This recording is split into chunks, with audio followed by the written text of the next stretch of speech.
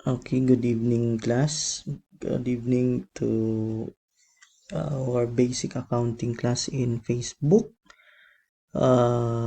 May nag-request regarding sa i-discuss daw yung adjusting entries. So,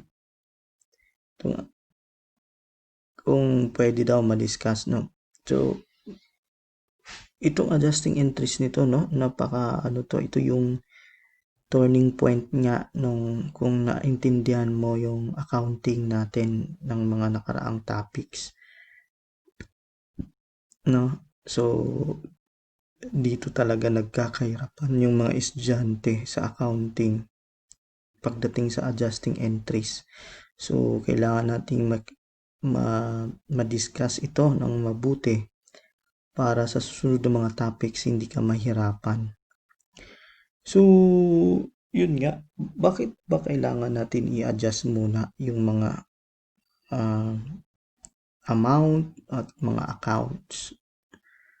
So, isa sa mga pangunahing dahilan kung bakit may adjusting entries na nangyayari kasi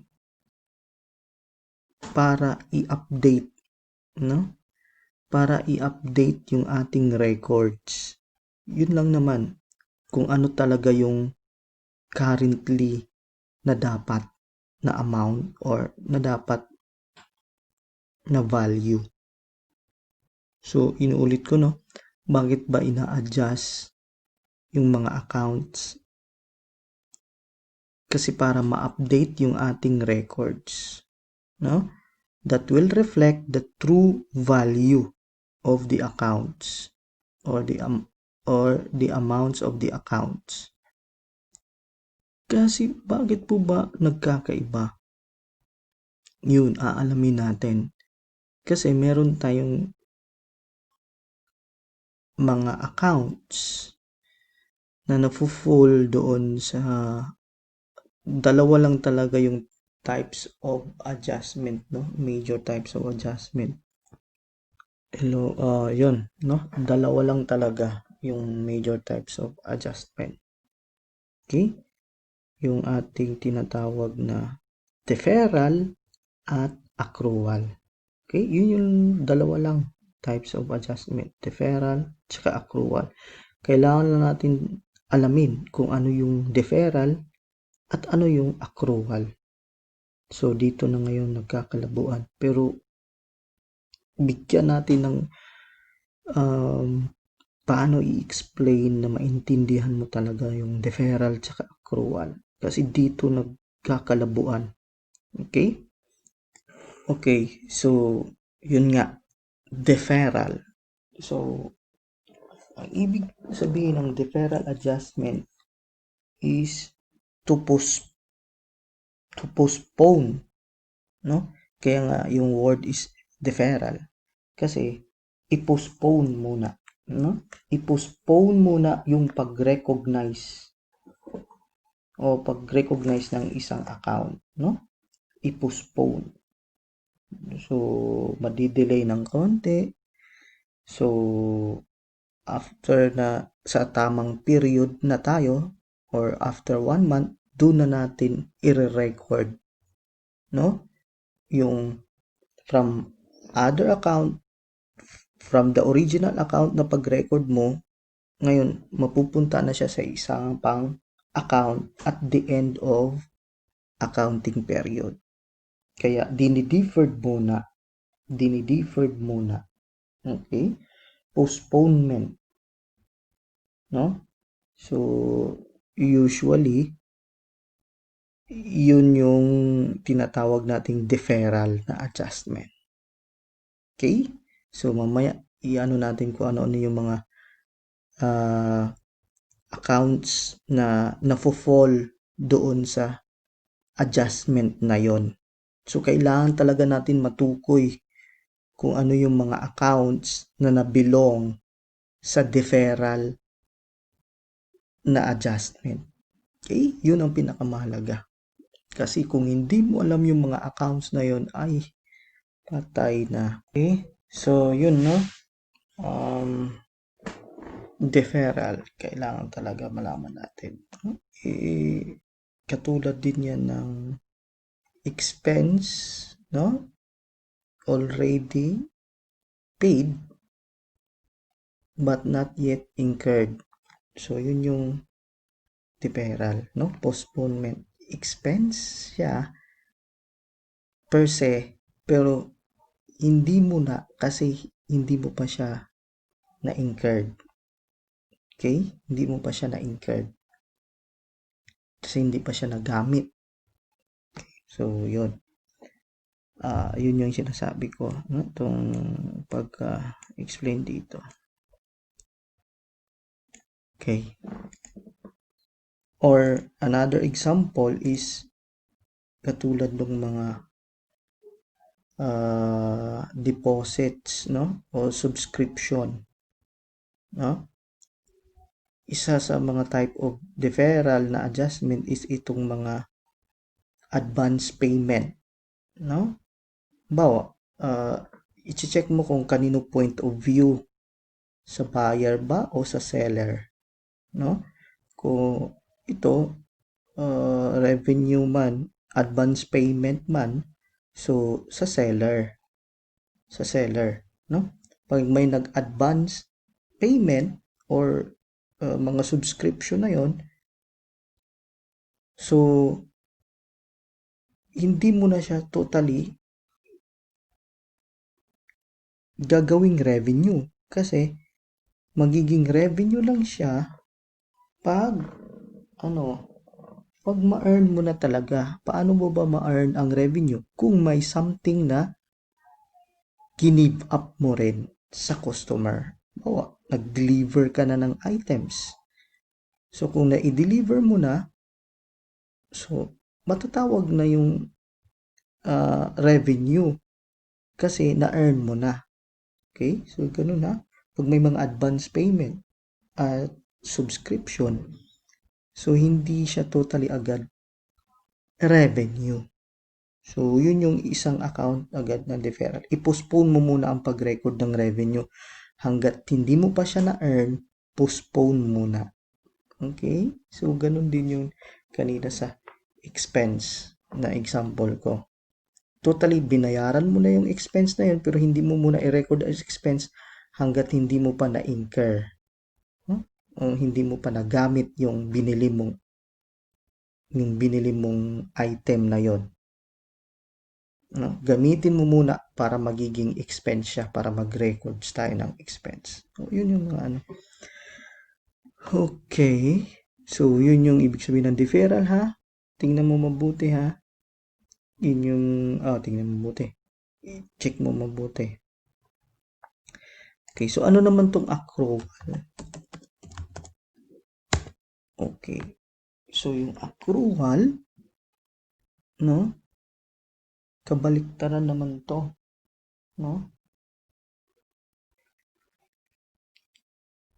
So, expense already incurred. So, ibig sabihin, expense na siya talaga kasi na-incurred mo na.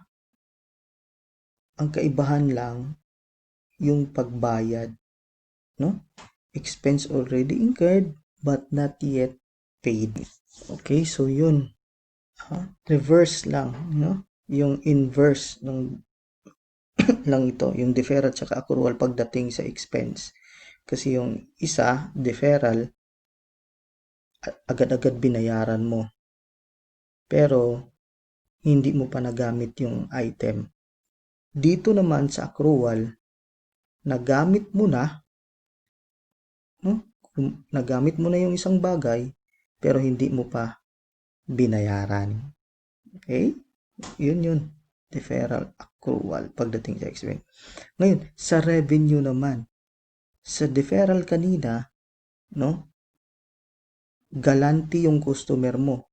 May advance payment na binigay kahit hindi mo pa siya binigyan ng item na binili niya, no? So, or hindi mo pa nagamit, kahit hindi pa niya nagamit yung software na binili niya, pero may bayad na agad siya sa'yo. Okay? May bayad na agad siya. Galante pagdating sa deferral. Sa accrual naman, kuripot, no? Na i-deliver mo na yung item, no? Lahat-lahat na i-deliver mo na. Ang nangyari, hindi ka binayaran, no? Hindi ka binayaran. So, yun. Yun ang ha? Okay, so nagkaintindihan na tayo yun. Uulitin ko lang ha. Deferral is expense already paid but not yet incurred. Accrual is expense already incurred but not yet paid. Okay, so deferral ulit, revenue already collected but not yet earned. So yun yung mga advance payment ha. Revenue already collected but not yet earned. Pagdating naman sa accrual, revenue already earned but not yet collected. So ibig sabihin, na-deliver mo na yung item pero hindi ka binayaran. Okay, so napaliwanag ko yung deferral accrual. Balik na tayo doon sa chart natin dito sa summary. Okay? So, unang-una, yung type of adjustment dito sa unang column, no, tinatawag na prepaid expenses. So, prepaid expenses. So, prepaid expenses belongs to the deferral adjustment, ha? Deferral adjustment. So, may dalawang method kung paano i-record ang prepaid expenses. So, unang-una muna, i-examplein natin kung ano yung mga specific. Kasi, pag sinabi mo kasing prepaid expenses, broad name kasi yan, general term. Pero, kailangan nating tukuyin agad kung ano yung mga example na specific accounts na nabilong sa prepaid expenses. So, ito yung mga insurance, prepaid insurance, supplies, no? Prepaid insurance, prepaid rent, at mga office supplies. Yun ha. Iti-take note mo yun kung ano yung mga ano to. So, ilagay natin, no? Insurance, rent, and office supplies. Yan. So, yan yung mga example, no? Yan yung mga example sa prepaid, no? Prepaid. Ito yung mga example sa prepaid expenses, no? Prepaid expenses, yan sila. Okay.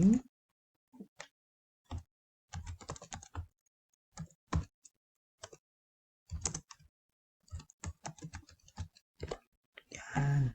Prepaid expenses. Okay. So,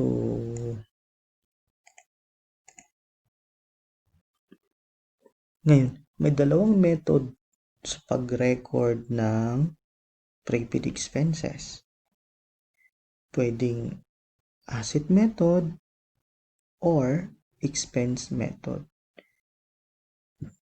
Okay. So, kailangan mo lang pumili kung anong method. Hindi ito pwede sabay napiliin mo yung dalawa. Hindi. No? Para hindi nakakalito.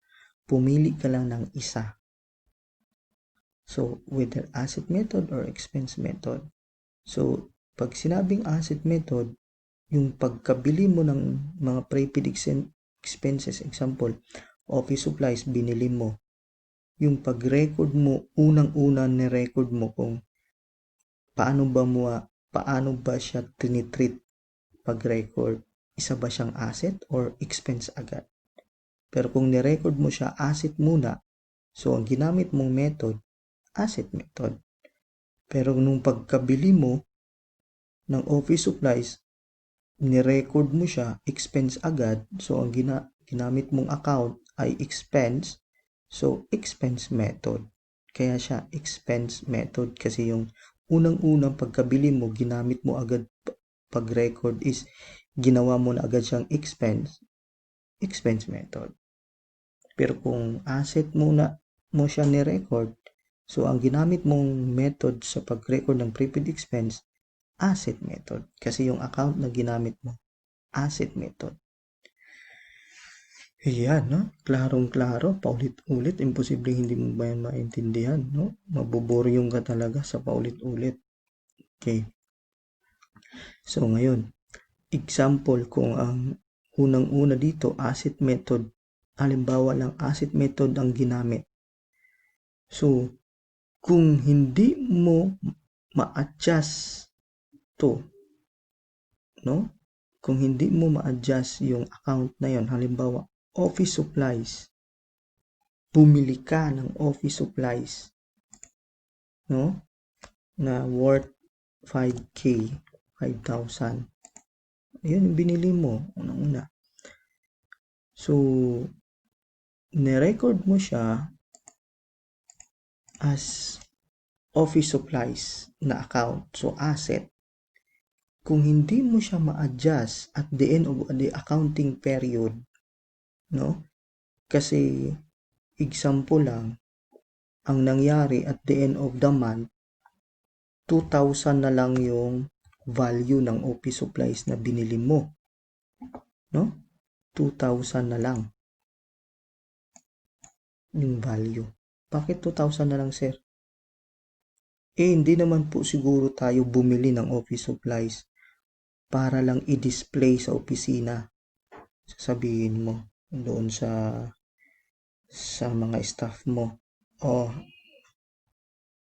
Andito na yung binili kong mga bond paper. Nagkakahalaga ng 5,000. Pero wag niyong gamitin to ha. Pang-display lang ito. Pang-display hanggang umabot ng 1 taon. Display lang ito. Wala naman pong sigurong ganon. Bumili ka ng office supplies para lang i-display. Siyempre gagamitin yan. So, gagamitin mo yung office supplies na bond paper. Malamang hindi. So, gagamitin mo yung office supplies na bond paper na 5,000 original na ni-records natin. Since end of the month na ngayon, so hindi na yun 5,000. 2,000 na lang yung natira. Ilalagay natin. Kaya, i-update natin yung office supplies na account sa totoong value niya. Hindi na siya 5K kundi 2K na lang. Nasaan yung 3? Napunta sa expense. Kaya yan yung nangyari. No? From asset to expense. Kaya ngayon 3 is expense na. Yung 2 na lang ang natira. Kaya meron tayong adjustment na pangyayari. Okay? Tanong, paano kung hindi na-adjust? Nakalimutan. So, kung nakalimutan, ang mangyayari, ganito. So, ibig sabihin, since nakalimutan, yan ang mangyayari. Okay? Bakit?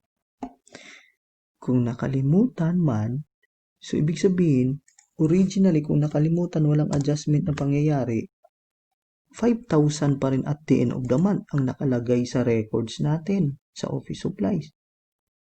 So, ibig sabihin, meron pa ring asset na worth 5,000, pero sa totoo lang, wala na. Kaya siya, nilagay niya dito, overstated. Kung walang adjustment na mangyayari, yung asset natin, overstated. Ibig sabihin, mali. Kasi sumobra. At since asset yung account na ito, office supplies, tatatamaan ang balance sheet. So, ibig sabihin yung balance sheet magiging mali kasi over yung asset. Yun. Ang balance sheet na report ay mali pag walang adjustment kasi over yung asset. Ang totoo naman talaga 2K na lang kasi nagamit na yung 3. Pero hindi ka nag-adjust, kaya tuloy overstated yung asset. Gets? Ngayon, since walang adjustment na nangyayari, so ibig sabihin, wala din iyan. Wala din, zero din yung expense mo pagdating sa office supplies. So kung zero yung expense mo, kulang. Dapat may 3K ka dapat. Since wala namang adjustment, zero. So kaya ngayon, ang expense mo, understated. Understated. Okay? So yun ha. Yun yung essence ng kung walang adjustment. Kaya mali din yung income statement mo na report kasi kulang man yung expenses. Nakuha? Yun. Kaya kailangan may adjusting entry na gagawin para maitama. Diba? Ganon din yun sa isang relationship, no? Kung hindi marunong mag-adjust yung isa, ay po, yun na, hiwalayan. Hiwalayan talaga pag hindi marunong mag-adjust yung isa. So, ganun din yung dito. Kaya, kung marunong mag-adjust yun, makarelate ka kasi, no? Kung sa relationship, kung yung isa ay marunong mag-adjust, so, ibig sabihin yan, maitatama yung mali at magtuloy-tuloy pa yung relationship nila. Yan, di lang pwedeng accounting lang. Masisiraan tayo ng ulo kung hindi natin i-implement yung mga words na yan. So, at least napaliwanag ko yung asset method, no? So, pagdating naman dito sa adjusting entry, anong account ang i-debit? Anong account ang i-debit? Para i-adjust natin yung mali. So, ang i-debit natin is yung expense kasi siya man yung kulang. So, dadamihan natin yung expense kasi ang normal balance ng expense is debit. Since understated siya yung i-debit. Tapos, ano yung na-over? Yung asset na account. So, dapat i-credit siya. I-credit mo ang prepaid expense na account. No? Or kung specific office supplies na ang i-credit mo. No? Ang i-credit mo ay prepaid expense na account. Asset yan. Bakit, sir, i-credit? Siya yung nag-over eh.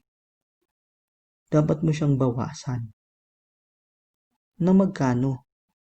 Yung 3,000. Dapat bawasan siya ng 3,000. Kasi yun yung nawala sa kanya para magiging masakto na siya. Magiging 2K na siya. Okay? So, yun. Siguro, na-explain ko na dito na part, no? So, bukas na lang, itutuloy ko na lang siguro kasi baka mabitin. Ito namang expense method, kabaliktaran naman to. Kabaliktaran naman to kanina. So, since kabaliktaran, ang asset naman ngayon, ang kulang at ang over naman ang expense. Ne? So, kung gusto mong i-memorize to, ito lang yung line ang i-memorize mo. Alin man yan sa dalawa yung i-memorize mo. Malamang, matatamaan mo na yung pangalawa kasi reverse yung pangalawa. So, kung mag-memorize ka man, ito lang. Ito lang isa. Kasi opposite naman yung isa. Opposite. Huwag mo nang i-memorize pa yung dalawa. Diyos ko Lord. No? Isa lang. Tatamaan mo rin yung pangalawa kasi reverse lang yung pangalawa. Okay? So, I hope na na-explain ko yung pagdating sa prepaid expenses. No? Medyo gabi na kasi. So, para hindi ka rin maumay, hindi ka mahabaan ba. So, yun.